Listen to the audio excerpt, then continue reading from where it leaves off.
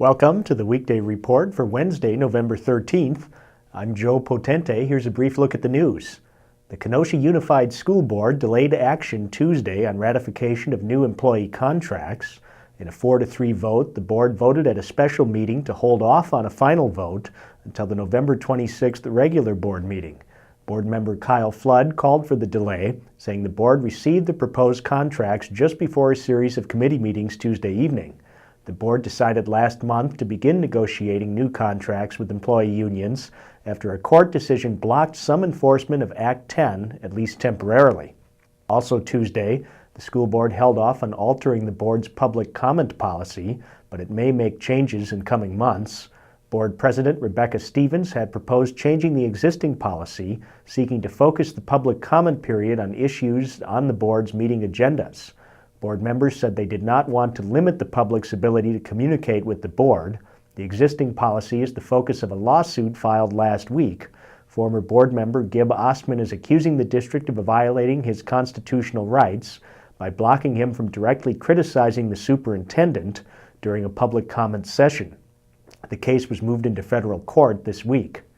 Gas has dropped below $3 a gallon at numerous Kenosha area stations, and observers say prices may remain relatively low through Thanksgiving, if not Christmas.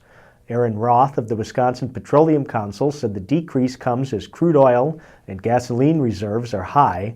An analyst from GasBuddy.com said prices in many communities are the lowest they've been since the Libyan crisis in February 2011. A teenager who was part of a mob that beat 2 undercover officers in August 2012 will head to prison soon. A jury convicted Christopher Garden of several charges stemming from the attack, and on Tuesday, Judge S. Michael Wilk sentenced him to 18 months in prison.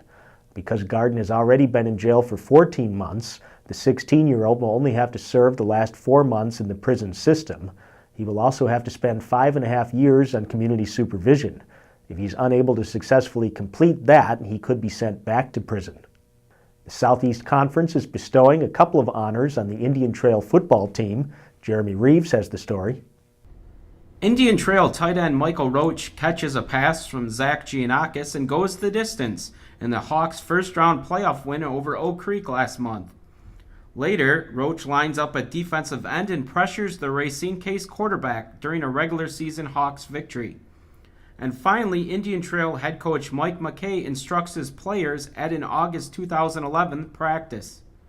Roach was named the Southeast Conference Defensive Player of the Year on Monday, and McKay was named the league's Coach of the Year. Indian Trail finished 8-3 overall in its second varsity season in 2013. Jeremy Reeves, Kenosha News. What's trending today? The State Assembly is poised to vote Thursday on a bill that would make it tougher to recall the governor and others from office. It would require recall subjects to have been charged with a felony or ethics violation. What do you think? Weigh in on our Facebook page.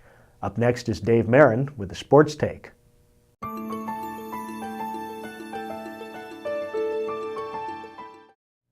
Big time in the Big Ten.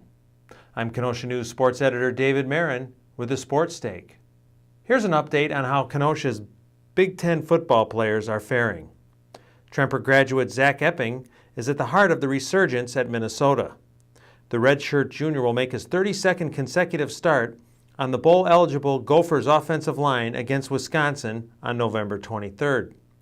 Bradford product Melvin Gordon is second in the Big Ten with 1,160 rushing yards for Wisconsin.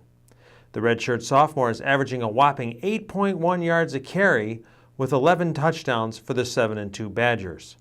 Harborside graduate Trey Waynes, who played at Bradford, has started all 9 games at cornerback for the Big Ten's stingiest defense at Michigan State.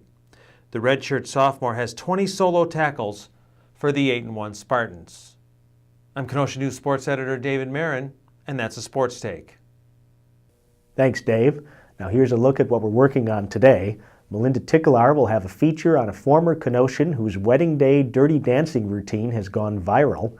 And Deneen Smith is looking into an effort to improve energy efficiency at Kenosha Unified Schools.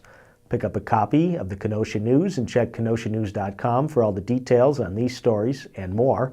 I'm Joe Potente with the Weekday Report.